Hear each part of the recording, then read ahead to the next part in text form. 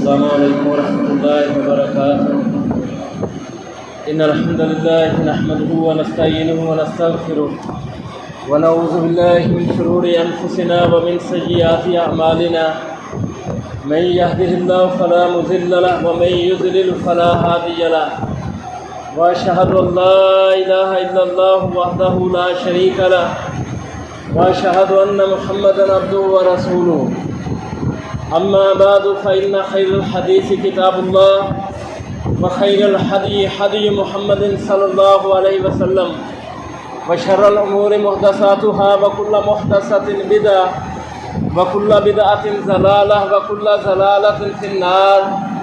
أعوذ بالله من الشيطان الرجيم من حمزه ونفخه ونفثه.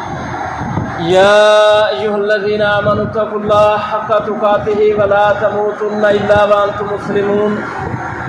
يا أيها الناس اتقوا ربكم الذي خلقكم من نفس واحدة وخلق منها زوجها وبث منهما رجالا كثيرا ونساء واتقوا الله الذي تساءلون به والأرحام إن الله كان عليكم رقيبا.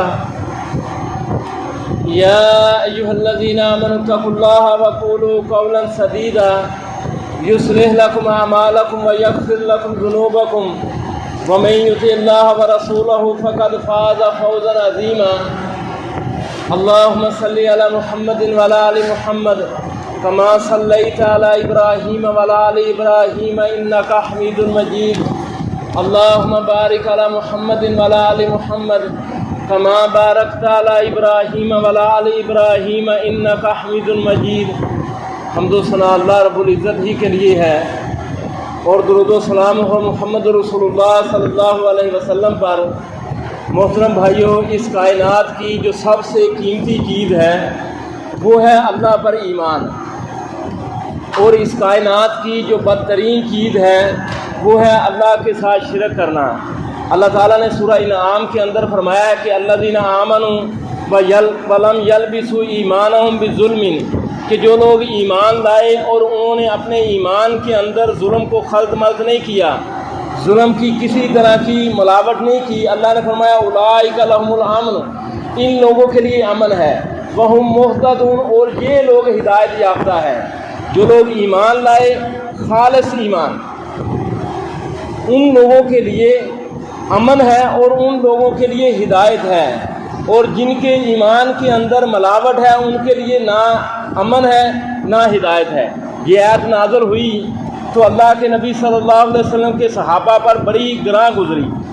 انہوں نے اس آیت کے اندر جو ظلم کا معنی ہے کہ جن لوگوں نے ظلم کو خلط ملط نہیں کیا، ظلم کو عام معنوں میں لے لیا، حالانکہ عربی ان کی زبان تھی. انہوں نے کہا اللہ کے نبی صلی اللہ علیہ وسلم، ہم میں سے کون ہے جو ظلم نہیں کرتا، معصیت گناہ کا ارتکاب نہیں کرتا؟ ہم لوگوں کے درمیان رہتے ہیں، کسی نہ کسی کے ساتھ کوئی زیادتی یا ظلم ہو جاتا ہے. اور اللہ نے فرمایا کہ جو لوگ ایمان لائے اور انہوں نے اپنے ایمان کے اندر ظلم کو خلط ملط نہیں کیا تو ان کے لیے امن ہے، ان کے لیے ہدایت ہے. تو ہم لوگوں کے درمیان رہتے ہیں، معصیت بھی ہو جاتی ہے. اور نبی صلی اللہ علیہ وسلم کا یہ فرمان بھی ہے کہ کلو بنی آدم خطاؤن وخیر الخطائین التوابون، کہ آدم کی ساری اولاد خطا کار ہے، ہاں بہترین خطا کار وہ ہے جو توبہ کرنے والے. تو اللہ کے نبی صلی اللہ علیہ وسلم نے فرمایا کہ جہاں ظلم سے مراد وہ نہیں ہے جو تم سمجھ رہے ہو یعنی معصیتیں گناہیں، بلکہ جہاں ظلم سے مراد وہ جو نیک بندے، لقمان علیہ السلام نے اپنے بیٹے سے کہا تھا ان شرک لظلم عظیم، کہ بیٹا شرک نہ کرنا، کہ شرک ظلم عظیم ہے. یعنی جو بندہ اللہ پر ایمان لایا اور اس ایمان کے اندر اس نے شرک کی ملاوٹ نہیں کی، کیونکہ اللہ کا قرآن کہتا ہے وَمَا يُؤْمِنُ أَكْثَرُهُم بِاللَّهِ إِلَّا وَهُم مُشْرِكُونَ، کہ اکثر لوگ اللہ پر ایمان لاتے ہیں لیکن ساتھ شرک کرتے ہیں. آج بھی آپ دیکھ لیں کہ یہ سکھ مذہب جو ہے ہندوؤں سے نکلا ہے، لیکن ان کے ہاں بھی ایک خدا کا تصور ہے، لیکن ساتھ یعنی اللہ تعالیٰ کے ساتھ دوسری ہستیوں کو شریک کرتے ہیں. ہندوؤں کے ہاں بھی ایک بھگوان کا درجہ سب سے اوپر ہے، اور ہمارے ہاں یعنی اللہ تعالیٰ پر ایمان بھی رکھتے ہیں لیکن ساتھ وسیلے کا شرک بھی پایا جاتا ہے کہ اللہ تعالیٰ نے انہیں جی اختیارات دیے ہیں جی، مشرکین مکہ جو تھے یہ ان کا یہ عقیدہ تھا کہ یہ اپنے آپ کو ابراہیمی کہتے تھے کہ ہم ابراہیم علیہ السلام کے دین پر ہیں، حج کرتے تھے اور یہ تلبیہ پکارا کرتے تھے کہ لبیک لا شریک لک الا شریکا لک تملکہ، کہ وہ یہ کہتے تھے کہ اے اللہ ہم حاضر ہیں، تیرا کوئی شریک نہیں ہے، لیکن ساتھ ہی کہتے تھے شریکا لک، ہاں تیرا وہ شریک ہے جو تو نے ہی بنایا ہے، تملکہ وما مالک، تو ہی اس کا مالک ہے اور وہ کسی چیز کا مالک نہیں ہے۔ یعنی ہمارے ہاں یہی کہتے ہیں کہ اولیاء اللہ کے بارے میں کہ اللہ تعالیٰ نے انہیں اختیار دیے ہیں، اللہ تعالیٰ نے اختیار دیے ہیں۔ اللہ تعالیٰ نے قرآن مجید کے اندر ان مشرکین مکہ سے یہ سوال کیا کہ تم جو کہتے ہو کہ اللہ تعالیٰ نے یہ شریک بنائے ہیں، کوئی آسمانی کتاب دکھاؤ کہ جس میں اللہ تعالیٰ نے یہ کہا ہو کہ میں نے لوگ کچھ مقرر کیے ہیں اور انہیں یہ اختیار دیے ہیں۔ اللہ کا فرمان ہے کہ الذین آمنوا ولم یلبسوا ایمانہم، جو لوگ ایمان لائے اور انہوں نے اپنے ایمان کے اندر ظلم کو خلط مرد نہیں کیا، یعنی خالص ایمان یہ مطلوب ہے۔ جب خالص ایمان ہوگا تو ان لوگوں کے لیے امن ہوگا، ورنہ کوئی امن نہیں ہے۔ سورہ قریش کے اندر اللہ تعالیٰ نے اسی بات کو بیان کیا ہے کہ لإیلاف قریش، قریش کے مانوس ہونے کی وجہ سے، لإیلاف قریش ایلافہم رحلۃ الشتاء والصیف، یعنی یہ لوگ جو تھے کہ اللہ تعالیٰ نے ان پر یہ احسان کیا تھا کعبے کی وجہ سے، یہ کعبے کے متولی تھے اور عرب کا علاقہ بد امنی کا شکار تھا، امن نام کی کوئی چیز نہیں تھی، ایک قبیلہ دوسرے قبیلے پر چڑھ دوڑتا تھا، لیکن قریش کو یہ فضیلت حاصل تھی کہ کعبے کے متولی ہونے کی وجہ سے ان کے قافلے محفوظ تھے۔ یہ گرمی کے موسم میں شام کی طرف جاتے تھے اور سردی کے موسم میں یمن کی طرف جاتے تھے۔ گرمی میں جب یہ شام کی طرف جاتے تھے تو شام ٹھنڈا علاقہ ہے، سردی کے موسم میں یمن کی طرف جاتے تھے، یمن گرم علاقہ تھا۔ یہ 2 سفر تجارت کے کرتے تھے اور پھر 2 سفروں میں اتنی کمائی کر لیتے تھے کہ سارا سال باقی بیٹھ کر کھاتے تھے۔ تو اللہ تعالیٰ نے فرمایا لإیلاف قریش، قریش کے دل میں محبت ڈالنے کی وجہ سے، ایلافہم رحلۃ الشتاء والصیف، یہ گرمی اور سردی کے سفر کی محبت ڈالنے کی وجہ سے ایک احسان یہ ہے۔ دوسرا احسان اللہ نے یہ کیا کہ انہیں کعبے کا متولی بنایا، جس کی وجہ سے ان کے قافلے محفوظ ہیں۔ اللہ نے فرمایا فَلْيَعْبُدُوا رَبَّ هَٰذَا الْبَيْتِ، تو انہیں بھی یہ چاہیے کہ یہ خالص اس رب کے مالک کی عبادت کریں، اس خالص اس گھر کے جو رب ہے اس کی عبادت کریں۔ تو کیا ہوگا کہ الذی اطعمہم من جوع وآمنہم من خوف، جب انہیں بھوک لگے گی تو وہ روٹی دے گا، جب انہیں خوف زدہ ہوں گے تو وہ امن دے گا۔ یعنی انسان کی 2 ہی ضرورتیں ہیں، ایک اس کی ضرورت مین ضرورت کیا ہے کہ جب اسے بھوک لگتی ہے تو اسے روٹی ملے، اگر روٹی نہیں ملے گی تو بے چینی ہوگی۔ دوسرا جب امن نہ ہو، خوف ہو، تو اسے امن مل جائے۔ تو اللہ نے فرمایا کہ ہم نے انہیں یہ دونوں چیزیں دی ہیں، یہ ان پر احسان یاد دلایا ہے۔ لیکن اگر شرک آ جائے تو کیا ہوتا ہے؟ شرک آ جائے تو بندہ رزق کی خاطر پتہ نہیں کہاں کہاں چھانتا ہے، یعنی کس کس قبر پر ڈھیری پر منہ مارتا ہے، اور اگر خوف زدہ ہو تو ایک کالی بلی سے بھی ڈر جاتا ہے۔ کوا گھر کے اندر کوا بولے یا الو بولے تو اس سے بھی ڈر جاتا ہے۔ تو اللہ نے فرمایا کہ جب تمہیں بھوک لگے گی، اگر تم خالص اس گھر کے رب کی عبادت کرو گے، جب تمہیں بھوک لگے گی تمہیں روٹی ملے گی، جب تم خوف زدہ ہوگے تو تمہیں امن ملے گا۔ یعنی توحید کے اندر اللہ تعالیٰ نے یہ چیزیں رکھ دی ہے۔ توحید جو ہے یہ زمین پر اللہ کا پتہ ہے، اور پتے کے بغیر آپ دیکھ لیں کہ کوئی چیز نہیں پہنچتی ہے۔ اگر آپ کے پاس کسی کا کوئی پتہ نہ ہو تو وہ چیز نہیں پہنچے گی۔ صحیح بخاری کے اندر، سنن ابو داؤد کے اندر ایک روایت ہے کہ نبی صلی اللہ علیہ وسلم کا دشمن تھا یہ ابو جہل کے برابر کا، عاص بن وائل السہمی۔ یہ جو بندہ تھا اس قدر اللہ کے نبی صلی اللہ علیہ وسلم کا دشمن تھا ڈٹ کر، لیکن مرنے لگا تو اس نے یہ وصیت کی کہ 2 روایتیں ہیں۔ ایک روایت کے اندر ہے وصیت اس نے یہ کی اپنے بیٹوں سے کہ جب میں مر جاؤں تو 100 غلام آزاد کرنے ہیں، اور دوسری روایت کے اندر جو الفاظ ہیں کہ 100 اونٹ ذبح کرنے ہیں۔ اس کے بیٹے 2 تھے، ایک ہشام بن عاص، دوسرا عمر بن عاص۔ ہشام بن عاص نے اپنے باپ کی وصیت کو پورا کیا، 50 غلام آزاد کر دیے، لیکن عمر بن عاص نے آزاد نہیں کیے۔ پہلے صحابہ کا منہج آپ دیکھیں، یہ نہیں ہے بڑی اچھی بات ہے جی، پتہ نہیں اللہ کن کاموں سے راضی ہوتا ہے، کام کر دیں، ایسا نہیں ہے۔ فَاسْأَلُوا أَهْلَ الذِّكْرِ إِن كُنتُمْ لَا تَعْلَمُونَ، اللہ کا فرمان ہے کہ اگر تمہیں نہیں پتہ ہے تو اہل علم سے پوچھ لو۔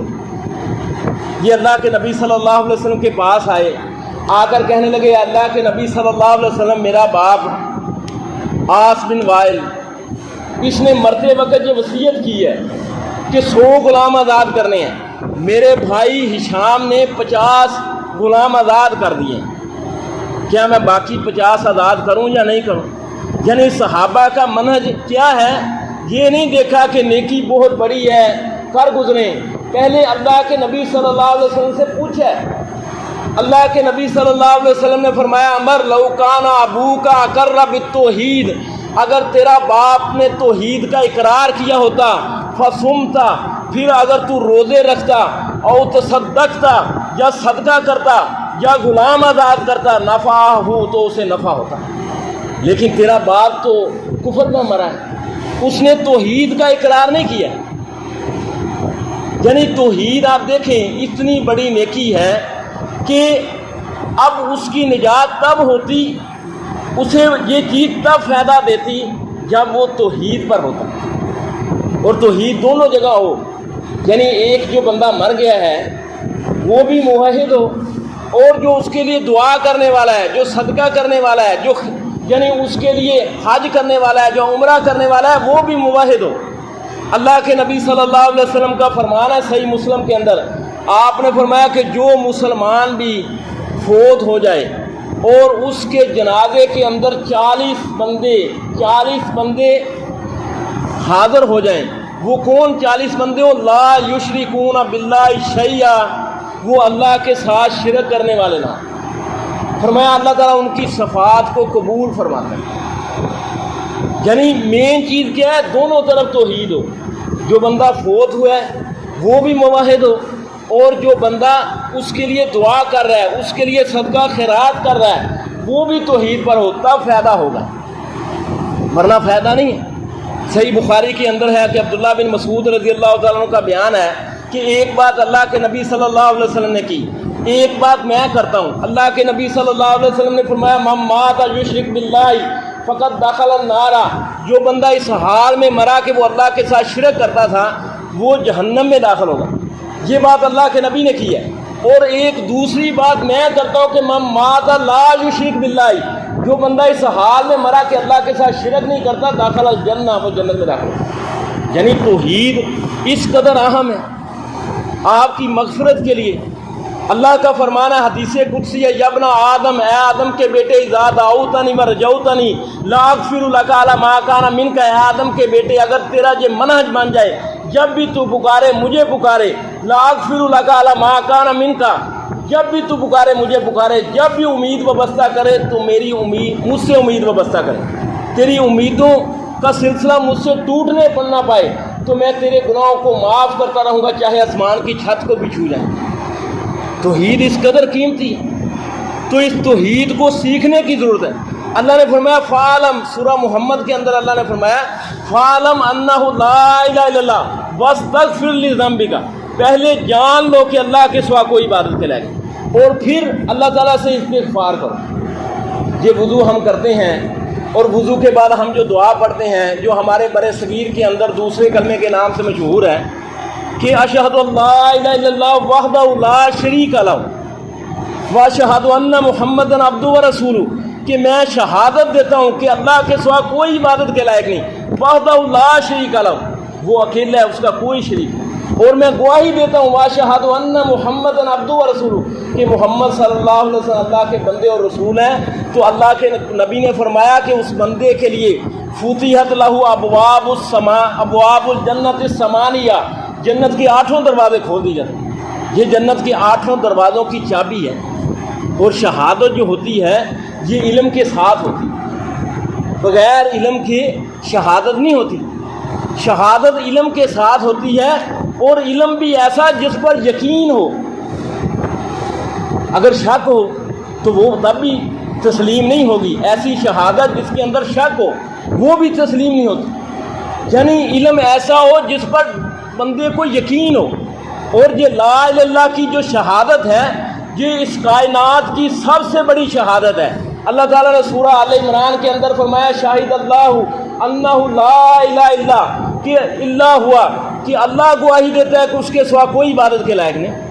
والملائکۃ اور فرشتے و اولو العلم اور علم والے قائما بالقسط جو انصاف پر قائم ہے. یہ شہادت کوئی چھوٹی شہادت نہیں ہے. اور یہ توحید کا علم، یہ توحید کا علم آپ دیکھیں توحید کی 3 قسمیں ہیں. ایک ہے توحید ربوبیت. توحید ربوبیت کیا ہے کہ اللہ تعالیٰ اس کائنات کا خالق ہے، اس کے علاوہ کوئی ایک ذرے کا خالق نہیں ہے. اللہ تعالیٰ اس کائنات کا مالک ہے، اس کے علاوہ کوئی ذرے کا مالک نہیں ہے.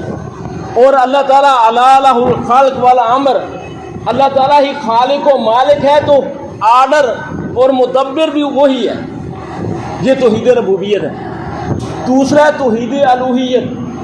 توحید الوہیت کیا ہے کہ ہم بندوں نے اب کس کو پکارنا ہے، کس کو معبود ماننا ہے، اپنے رکوع سجدہ کس کے لیے کرنا ہے. عبادت کے لائق صرف اللہ ہے. یعنی توحید ربوبیت اللہ تعالیٰ اپنے افعال میں اکیلا ہے. بارش برسانے میں وہ اکیلا ہے، قسمتیں بنانے میں وہ اکیلا ہے، پیدا کرنے میں، ملکیت میں وہ اکیلا ہے. اور الوہیت کیا ہے کہ ہم نے اپنے رب کو اکیلا ماننا ہے. رکوع میں، سجدے میں، پکار میں، تسبیح و تقدیس میں اکیلا ماننا ہے. مشرکین مکہ کا جو شرک تھا وہ اس بات میں شرک تھا، وہ اللہ تعالیٰ کو خالق، مالک، مدبر مانتے تھے. لیکن جب اللہ کے نبی نے ان سے یہ کہا کہ قولوا لا الہ الا اللہ کہ لا الہ الا اللہ کہہ دو، تو ابو جہل نے کہا کہ اس کا مطلب تو پھر یہ ہے کہ ہم سارے معبودوں کو چھوڑ کر ایک اس معبود سے اپنی ساری مرادیں وابستہ کر لیں. یعنی بندوں کے جو افعال ہیں اس میں وہ اللہ کو اکیلا مانیں. تیسرا ہے کہ اسماء و صفات، اللہ تعالیٰ کے پیارے پیارے نام ہیں، پیاری پیاری صفات ہیں. وَلِلَّهِ الْأَسْمَاءُ الْحُسْنَىٰ فَادْعُوا بِهَا. ان صفات کے اندر اللہ تعالیٰ کو اکیلا ماننا. یہ توحید کا جو علم ہے یہ سب سے چوٹی کا علم ہے، سب سے چوٹی کا علم. اس سے افضل علم کوئی نہیں ہے. کیونکہ کوئی بھی جو علم ہوتا ہے یہ اپنے معلوم سے جانا جاتا ہے کہ اس کی قدر و منزلت کتنی ہے. مثلاً آپ دیکھیں یہ جو ہمارے اسکول، کالج، یونیورسٹیوں کے اندر جو علم پڑھائے جاتے ہیں ان سب علوم کا تعلق دنیا سے ہے، لیکن توحید کا تعلق آخرت کے ساتھ ہے، آخرت کے نجات کے ساتھ ہے. اور یہ ان علوم کو آپ دیکھیں، یہ یعنی زراعت کا علم جو ہے یہ زمین سے تعلق رکھتا ہے. انجینئرنگ کا جو علم ہے یہ عمارتوں سے تعلق رکھتا ہے. اس طرح یعنی یہ میڈیکل کا علم جو ہے یہ انسان کے اس ڈھانچے سے تعلق رکھتا ہے. لیکن توحید اسماء و صفات کا تعلق ہمارے پروردگار کی ذات سے تعلق رکھتا ہے. یہ ہمارے ہاں کچھ لوگ مذاق اڑاتے ہیں نا کہ یہ لوگ ابھی تک یعنی استنجے کے مسائل جان رہے ہیں، استنجے کے مسائل جان رہے ہیں، اور دنیا چاند پر پہنچ چکی ہے. توحید کا علم ہمارے پروردگار کی ذات سے تعلق رکھتا ہے جو چاند کا بھی خالق ہے اور اس سے بھی بلند ہے. قیامت کا دن ہوگا تو اس وقت اللہ تعالیٰ جب سور پھونکا جائے گا تو اس وقت اللہ تعالیٰ کی طرف سے یہ پکار لگائی جائے گی واقفوہم انہم مسئولون کہ ان سب لوگوں کو روک لو، ان سے سوال کیا جائے گا. اس وقت اللہ تعالیٰ تم سے تمہاری زراعت کے متعلق، تمہارے کمپیوٹر اور تمہاری ان لائبریریوں کے بارے میں سوال نہیں ہوگا. اس وقت سوال اللہ کی توحید کا ہوگا، نبی کی سنت کے بارے میں ہوگا کہ طہارت کا صحیح طریقہ جان کر اللہ کی عبادت کی تھی یا نہیں کی تھی. نبی صلی اللہ علیہ وسلم ایک قبر کے پاس سے گزرے، آپ نے فرمایا 2 قبروں کے پاس سے، آپ نے فرمایا کہ انہیں عذاب ہو رہا ہے، اور انہیں جو عذاب ہو رہا ہے یہ کسی بڑی چیز کی وجہ سے نہیں ہو رہا، ان میں سے ایک بندہ چغلی کیا کرتا تھا اور دوسرا استنجا صحیح نہیں کرتا تھا، پیشاب کے چھینٹوں سے نہیں بچتا تھا۔ توحید اسماء و صفات کیا ہے؟ اللہ کی ذات سے جو علم تعلق رکھتا ہے۔ یعنی آپ دیکھیں کہ قرآن مجید کو اگر آپ دیکھیں، قرآن سارے کا سارا اللہ کا کلام ہے، کلام ہونے کے اعتبار سے یہ برابر ہے۔ سورہ اللہب ہے، سورہ اللہب، تبت یدا ابی لہب وتب، یہ بھی اللہ کا کلام ہے، ہر حرف پر آپ کو 10 نیکیاں ملیں گی۔ اور دوسری طرف سورہ اخلاص ہے جس کے اندر توحید پائی جاتی ہے، وہ بھی اللہ کا کلام ہے، لیکن آپ ایک بار پڑھیں گے تو آپ کو تہائی قرآن کے برابر ثواب ملے گا۔ کیوں؟ اس میں اللہ کی ذات کا تعارف ہے، قل هو اللہ احد، کہہ دیجیے اللہ ایک ہے، اللہ الصمد، اللہ بے نیاز ہے، لم یلد ولم یولد، نہ اس کی کوئی اولاد ہے نہ وہ کسی کی اولاد ہے، ولم یکن لہ کفوا احد، اور اس جیسا کوئی بھی نہیں۔ ایک صحابی نبی صلی اللہ علیہ وسلم کا، وہ ہر نماز کے اندر سورہ اخلاص پڑھتا تھا، جب بھی اس نے جماعت کروانی تو سورہ اخلاص پڑھتا تھا۔ اللہ کے نبی صلی اللہ علیہ وسلم کو اطلاع دی گئی تو آپ نے اس سے وجہ پوچھی تو اس نے کہا کہ انہا صفت للرحمن، اس سورت کے اندر رحمان کی صفات بیان کی گئی ہے اور مجھے اس سورت سے محبت ہے۔ نبی صلی اللہ علیہ وسلم نے فرمایا کہ اس سورت کی محبت نے تجھے جنت میں داخل کر دیا۔ یعنی توحید اس قدر قیمتی ہے کہ بندے کو وہ جنت میں داخل کر دیتی ہے۔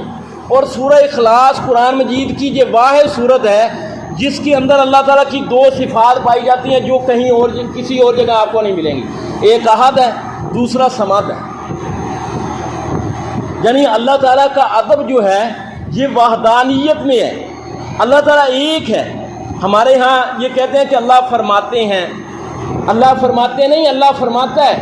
اللہ تعالیٰ کا ادب وحدانیت میں ہے، توحید میں ہے۔ اور یہ قرآن مجید کے اندر یہ اللہ تعالیٰ کی جو سورہ اخلاص کے اندر 2 صفات آئی ہیں کہ اللہ احد ہے اور دوسرا صمد ہے۔ صمد یعنی ایسا سردار ہے جو اپنی صفات کے اندر کامل ہے، کوئی نقص نہیں ہے۔ یہ دونوں صفات اللہ تعالیٰ کے جتنے نام ہیں ہر نام کے ساتھ فٹ آتی ہیں۔ مثلا اللہ تعالیٰ رحمان ہونے میں احد ہے اور اللہ تعالیٰ رحمان ہونے میں صمد ہے، یعنی اس کی جو رحمان کی جو صفت ہے ایسی کامل صفت ہے کہ اس میں کوئی نقص نہیں ہے۔ اللہ تعالیٰ سمیع ہونے میں احد ہے اور اس سمیع ہونے میں وہ صمد ہے۔ عطا اللہ شاہ بخاری یہ یعنی ملتان کے اندر ان کا مدرسہ ہے۔ جب پاکستان بننے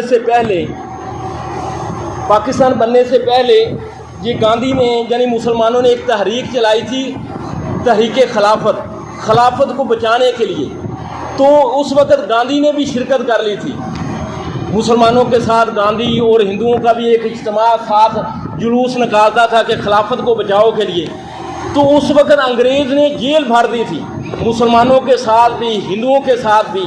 تو عطا اللہ شاہ بخاری نے اس وقت جیل کے اندر شاہ عبدالعزیز رحمہ اللہ کا جو قرآن مجید کا ترجمہ تھا اس کو پڑھنا شروع کر دیا۔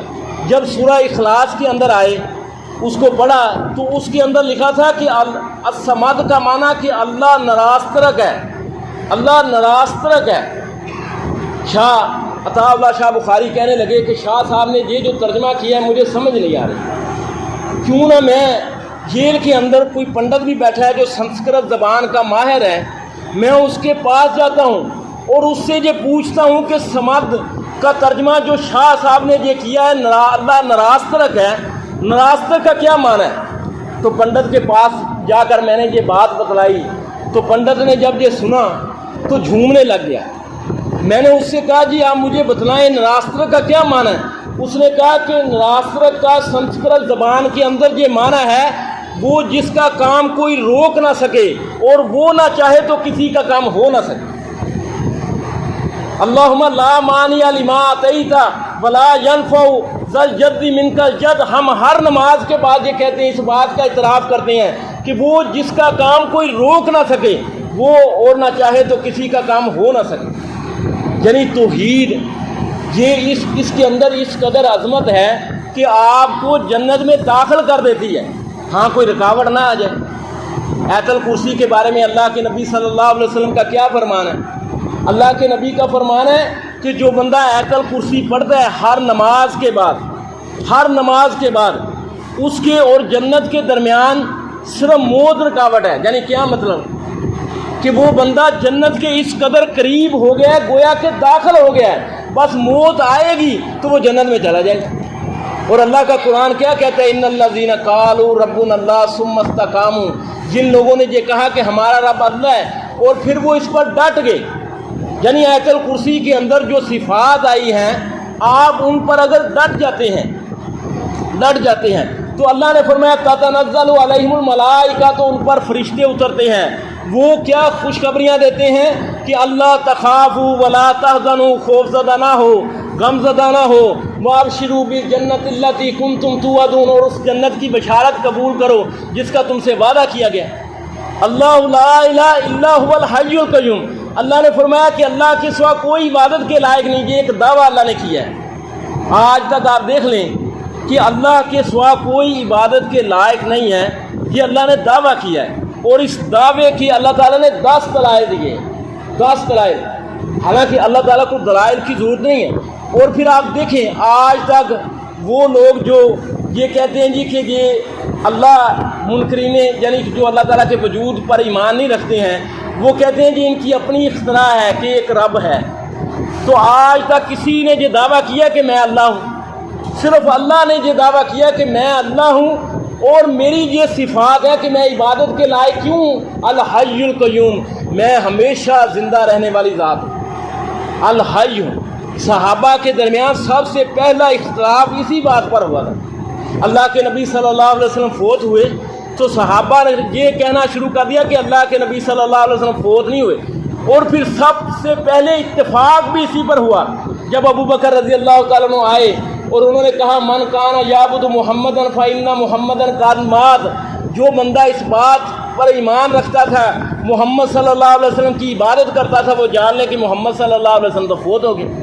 من کان یعبد اللہ فإن اللہ حی لا یموت، اور جو اللہ کی عبادت کرتا ہے وہ جان لے کہ اللہ تعالیٰ تو ہمیشہ زندہ رہنے والی ذات ہے، اس سے تو موت نہیں آنی۔ یعنی صحابہ کا سب سے پہلے اتفاق اس بات پر ہوا کہ اللہ کے نبی صلی اللہ علیہ وسلم فوت ہو گئے ہیں، اور آج آپ دیکھ لیں آج کئی لوگ مانتے ہی نہیں۔ صحابہ کا اس بات پر اجماع ہو گیا تھا۔ اللہ تعالیٰ نے پہلی دلیل یہ دی کہ وہ عبادت کے لائق کیوں ہے؟ کیونکہ وہ الحی ہے، القیوم ہے، وہ نہ بذات خود قائم ہے بلکہ دوسروں کو قائم رکھنے والا ہے۔ ہماری سانسیں اس کی محتاج ہے، یہ دنیا کی زندگی جو چل رہی ہے یہ اس کی محتاج ہے۔ لا تأخذہ سنۃ ولا نوم، یہ اللہ تعالیٰ نے یہ دلیل دی ہے کہ نہ اسے اونگ آتی ہے نہ نیند آتی ہے، یعنی نہ غفلت کی ابتدا ہے اس کے ہاں نہ غفلت کی انتہا ہے۔ لہ ما فی السماوات و ما فی الارض، اسی کا ہے جو کچھ آسمانوں میں ہے جو کچھ زمین میں ہے۔ یہ دنیا کے ہمارے جو بادشاہ ہیں یہ ہمارے بادشاہ تو ہیں لیکن ہماری جانوں کے مالک تو نہیں ہیں، وارث ہمارے مال کے وارث تو نہیں بن گئے، لیکن اللہ ہماری جانوں کا جہاں مالک اور وارث ہے وہاں ہمارا بادشاہ بھی ہے۔ اللہ نے فرمایا لہ ما فی السماوات و ما فی الارض، اسی کا ہے جو کچھ آسمانوں میں اور جو کچھ زمین میں ہے۔ من ذا الذی یشفع عندہ الا باذنہ، کوئی ہے جو اس کے ہاں اس کی اجازت کے بغیر سفارش کر سکے۔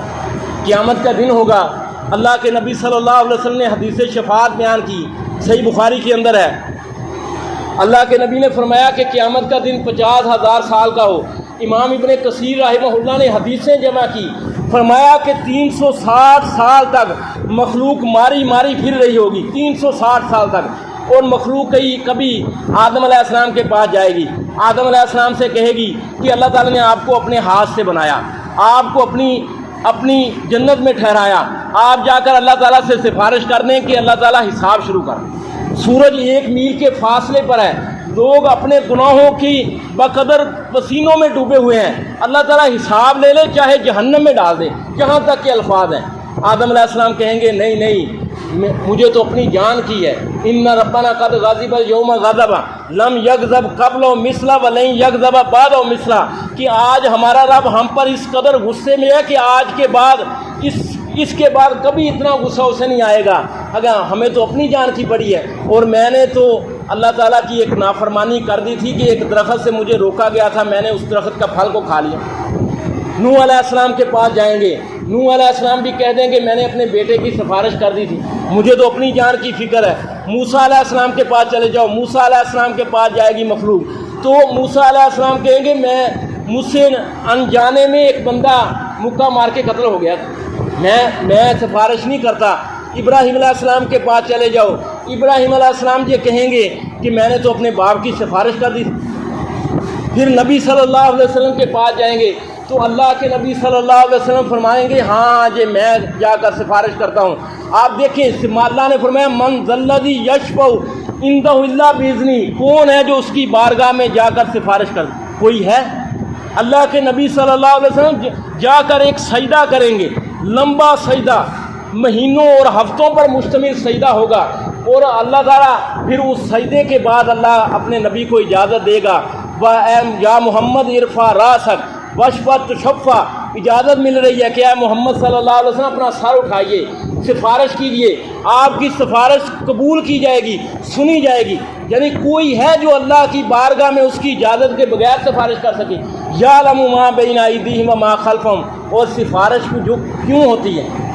سفارش اس لیے ہوتی ہے نا کہ میں کسی کو اگر نوکری لگوانا چاہتا ہوں تو میں اسے یہ یقین دلاتا ہوں کہ بھائی یہ بندہ اس پر اعتبار کر، میں اسے جانتا ہوں یہ بھاگنے والا نہیں ہے، دھوکہ دینے والا نہیں ہے۔ تو کوئی بندہ اللہ کو یہ کہہ سکتا ہے کہ میں تمہیں اس سے زیادہ جانتا ہوں، میں اس کو زیادہ جانتا ہوں۔ اللہ نے فرمایا یعلم ما بین ایدیہم وما خلفہم، وہ تو آگے پیچھے سب کا جانتا ہے۔ ولا یحیطون بشیء من علمہ الا بما شاء، وہ اس کے علم نے ہر چیز کو گھیر رکھا ہے، ہر چیز کو گھیر رکھا ہے، الا بما شاء، ہاں مگر جو وہ چاہے۔ وسع کرسیہ السماوات والارض، اس کی کرسی نے آسمانوں و زمین کو گھیر رکھا ہے۔ یہ اللہ کے نبی صلی اللہ علیہ وسلم کے صحابہ نے اللہ کے نبی صلی اللہ علیہ وسلم سے سوال کیے، آپ سے یہ سوال کیا کہ اللہ کے نبی صلی اللہ علیہ وسلم یہ جو نیلی چھتری ہمیں نظر آ رہی ہے آسمان کی، یہ ہم سے کتنے فاصلے پر ہے؟ نبی صلی اللہ علیہ وسلم نے فرمایا 500 سال کے مسافت پر ہے، 500 سال پہلے آسمان کی موٹائی ہے، اور پھر دوسرا آسمان ہے، 500 سال اس کا فاصلہ ہے۔ یہ ساتوں آسمان اور ساتوں زمین گویا کہ ایسے ہے جیسے ایک تھال پڑا ہے، اور اس تھال میں یہ 7 درم پڑے ہیں، اور اللہ فرما رہا ہے وسع کرسیہ السماوات والارض، اللہ کی جو کرسی ہے اس نے آسمانوں زمین کو گھیر رکھا ہے، اور کرسی جو ہے یہ عرش کے مقابلے میں ایسے ہے، اللہ کے نبی نے فرمایا جیسے ایک چٹیل میدان ہو اور چٹیل میدان کے اندر ایک چھلا پڑا ہے، ایک چھلا پڑا ہے، یعنی کرسی عرش کے مقابلے میں اس قدر چھوٹی ہے۔ اور ناسا کی رپورٹ ہے کہ کرسی کو اللہ کے نبی کا فرمان ہے کہ کرسی اور عرش کے درمیان ایک سمندر ہے۔ اللہ تعالیٰ القیوم ہے جو نہ خود قائم ہے بلکہ دوسری چیزوں کو تھامے ہوئے ہے۔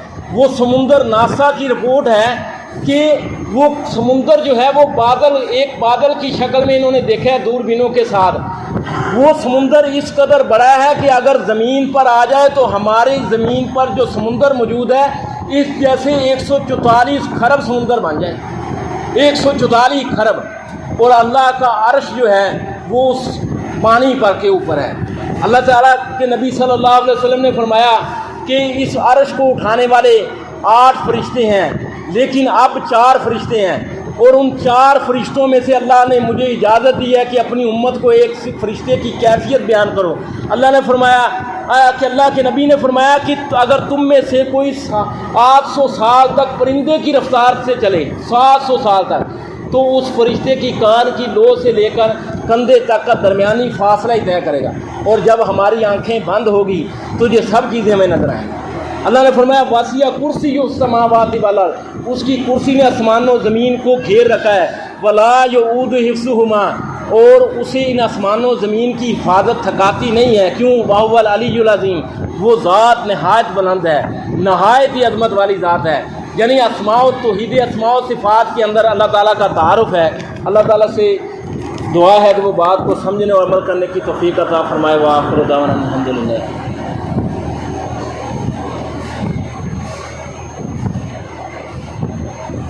إن الحمد لله نحمده ونستعينه ونستغفره ونعوذ بالله من شرور أنفسنا ومن سيئات أعمالنا من يهده الله فلا مضل له ومن يضلل فلا هادي له وأشهد أن لا إله إلا الله وحده لا شريك له وأشهد أن محمدا عبده ورسوله أما بعد فإن خير الحديث كتاب الله وخير الهدي هدي محمد صلى الله عليه وسلم وشر الأمور محدثاتها وكل محدثة بدعة وكل بدعة ضلالة وكل ضلالة في النار۔ یہ دو اعلان ہے۔ ایک اعلان تو یہ ہے کہ ہماری اس مسجد کے جو نمازی ہیں وہ جانتے ہوں گے کہ زاہد اسحاق یہ تقریباً 2 سال یا 2.5 سال اپنے دونوں بچوں کے ساتھ ہماری اس مسجد کے اندر 5 نمازیں ادا کرتا رہا ہے۔ یہ اللہ کا بندہ دل کا مریض تھا۔ یہ کمیر روڈ کی جب پچھلے دنوں سڑک پر تعمیر ہو رہی تھی تو اس وقت اس کا ایکسیڈنٹ ہو گیا تھا اور ٹانگ فریکچر ہو گئی تھی، تو اس نے اپنے گھر کے اندر نماز پڑھنی شروع کر دی یا قریبی مسجد کے اندر نماز پڑھنی شروع کر دی۔ لیکن یہ پاک وطن کے اندر پچھلے دنوں جو واقعہ پیش آیا ہے کہ ایک خاتون ٹیچر کو قتل کر دیا گیا اور اس پر تیزاب پھینک دیا گیا، تو زاہد اسحاق اس ہمارے بھائی پر صرف اس لیے الزام لگا دیا گیا کہ یہ اس خاتون ٹیچر کا کرایہ دار تھا۔ الزام کس نے لگایا؟ اس کی ہمشیرہ نے، صرف اس لیے لگایا کہ اس کا کرایہ دار تھا اور کوئی دلیل نہیں تھی۔ اور زاہد اسحاق اس وقت یعنی کراچی میں علاج کے سلسلے میں گیا ہوا تھا، وہاں سے حیدرآباد سے کی عدالت سے اس نے ضمانت کروائی، اپنی ضمانت کرائی، اور دل کا مریض بندہ ویڈیو بنا کر یہ دہائیاں دے رہا ہے کہ میں بے قصور ہوں، یہ مجھ پر الزام لگایا جا رہا ہے، اور خود پیش ہوا ہے، خود جہاں آ کر پیش ہوا ہے۔ اور تھانہ فرید نگر کی جو تھانہ ہے، ان ظالموں نے اغوا کا پرچہ علیحدہ سے بنا کر اس کو گرفتار کیا۔ ایک دل کا مریض بندہ آپ دیکھیں، وہ اس صدمے کو برداشت نہیں کر سکا اور پھر دل اس کا بند ہو گیا۔ اس کے ورثاء جو ہیں وہ اسے لاہور لے گئے اور وہاں ہی اسے سپرد خاک کر دیا۔ چونکہ ہمارا بھائی تھا، اب ہمارا حق بنتا ہے کہ اس یعنی جمعے کے بعد ہم اس کا غائبانہ نماز جنازہ ادا کریں۔ یہ اس کے ساتھ ایک ظلم ہوا ہے، یعنی ایک پولیس والا، اس کا یہ ہمارا انصاف کا یہ حال ہے کہ ایک پولیس والے کے ساتھ یہ معاملہ کیا گیا ہے، عام بندے کے ساتھ کیا حال ہوگا۔ دوسرا اعلان یہ ہے کہ یہ جو ہم نے مسجد کو وسیع کرنے کے لیے جگہ خریدی ہے، 24.5 لاکھ یعنی یہ ہمارا اسٹام ہوا ہے 8 جون کو 24.5 لاکھ ہم نے دینے ہیں، جن میں سے 10 لاکھ ہم نے دے دیے ہیں، لیکن ابھی تک ہمارے پاس 19 لاکھ جمع ہوا ہے، 5.5 لاکھ رہتا ہے۔ تو تمام بھائی جمعے کے بعد اس سلسلے میں ضرور تعامل فرمائیں۔ سبحان ربک رب العزت عما یصفون، سلام علی المرسلین والحمد للہ رب العالمین۔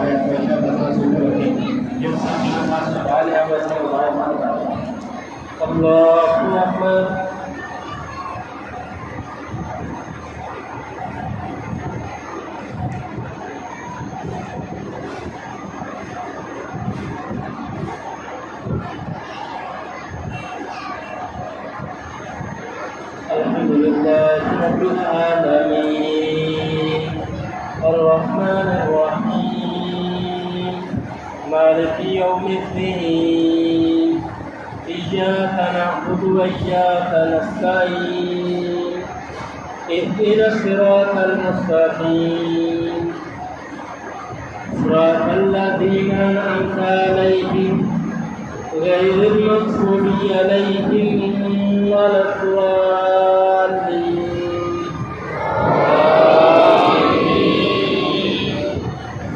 قد أفلح من تزكى وذكر اسم ربه فصلى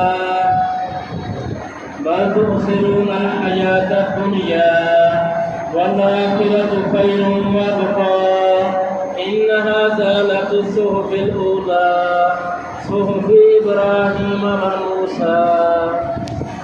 الله أكبر.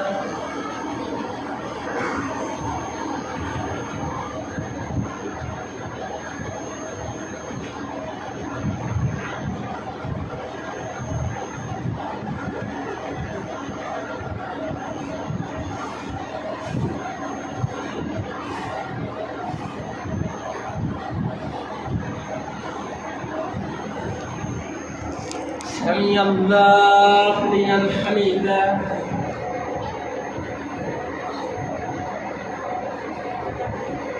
الله أكبر.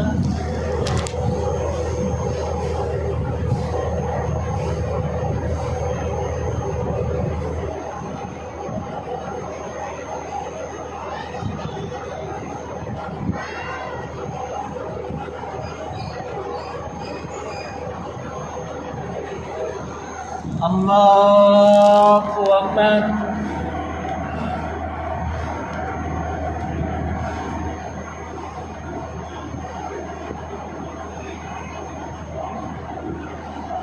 الله أكبر.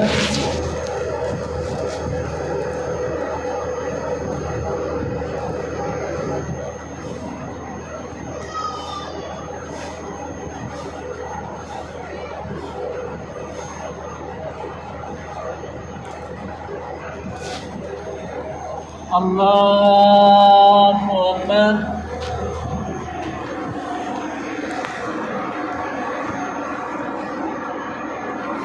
الحمد لله رب العالمين الرحمن الرحيم مالك يوم الدين إياك نعبد وإياك نستعين اهدنا الصراط المستقيم صراط الذين أنعمت عليهم غير المغضوب عليهم ولا الضالين.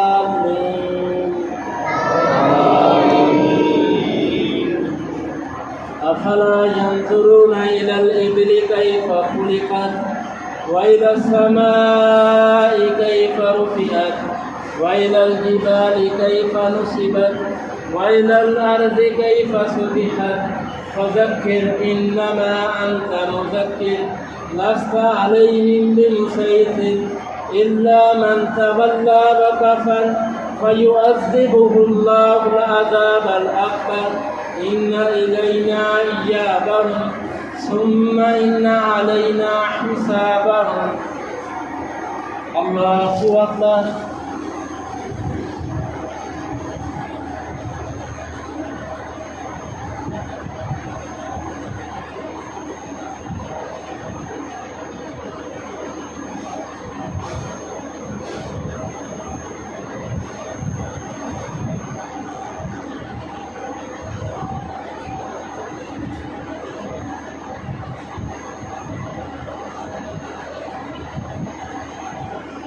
سمع الله لمن حمده.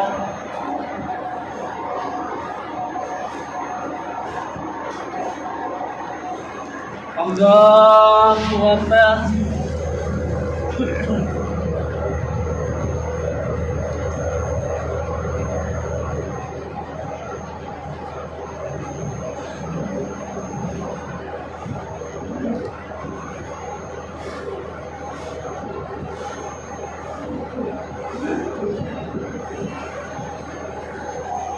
الله أكبر.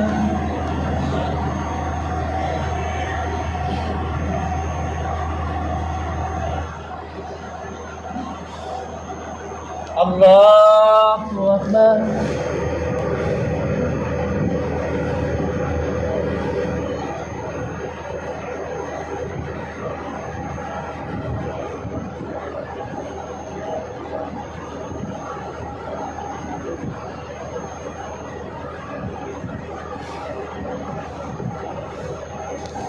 আল্লাহু আকবার।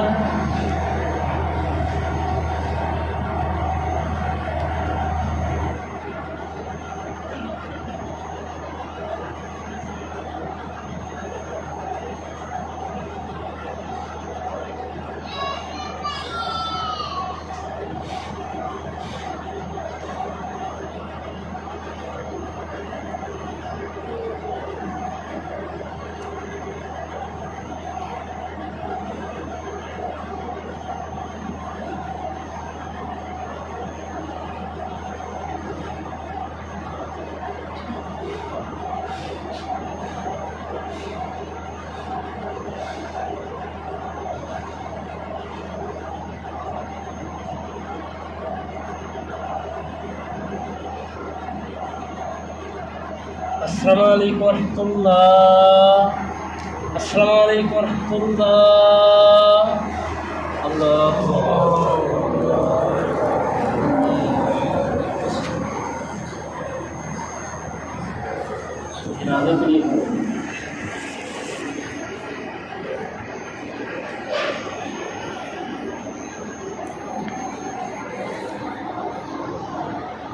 আল্লাহু আকবার।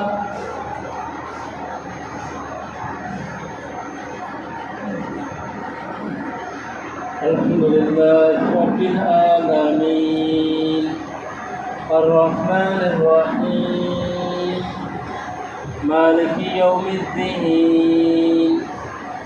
ইয়্যাকা না'বুদু ওয়া ইয়্যাকা নাস্তাঈন ইহদিনাস সিরাতাল মুস্তাকিম সিরাতাল লাযীনা আন'আমতা আলাইহিম غير المغضوب عليهم ولا الضالين.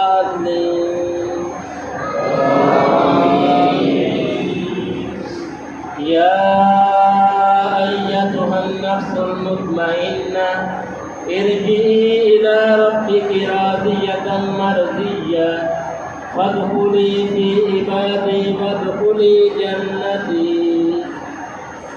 الله أكبر.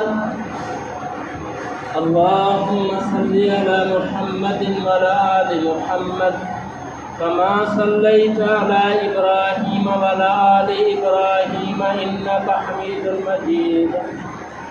اللهم بارك على محمد وعلى آل محمد كما باركت على إبراهيم وعلى آل إبراهيم إنك حميد مجيد. الله أكبر. اللهم اغفر لحينا وميتنا وشاهدنا وغائبنا وصغيرنا وكبيرنا وذكرنا وأنثانا. اللهم من أحييته منا فأحيه على الإسلام ومن توفيته منا فتوفه على الإيمان. اللهم لا تحرمنا أجره ولا تفتنا بعده. اللهم لا تحرمنا أجره ولا تذلنا بعده. اللهم اغفر له وارحمه وعافه واعف عنه واكرم نزله ووسع مدخله واغسله بالماء والثلج والبرد ونقه من الخطايا كما نقيت الثوب الأبيض من الدنس وأبدله دارا خيرا من داره وأهلا خيرا من أهله وزوجا خيرا من زوجه وأدخله الجنة الفردوس وأدخله الجنة الفردوس وأدخله الجنة الفردوس وأعذه من عذاب القبر.